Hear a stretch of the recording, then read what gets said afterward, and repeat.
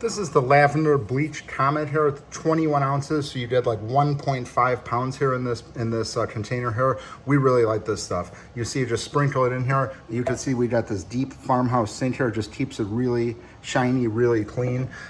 Nothing else will really get the stains out other than this stuff. We're very happy with this, been using it for a long time. The Comet, the bleach one, works really well. It has a really nice lavender scent, and we're just a repeat buyer of this stuff. Every time it runs low, we just replenish it. Occasionally we'll use soft scrub in the past, but we keep going back to Comet.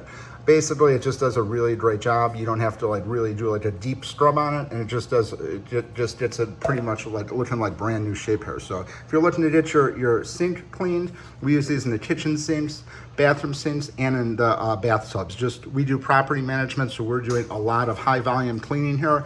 Get some really gritty stains out with this stuff, and just overall very pleased with it. So definitely check it out. It's the Comet Bleach Lavender Scent 1.5 package.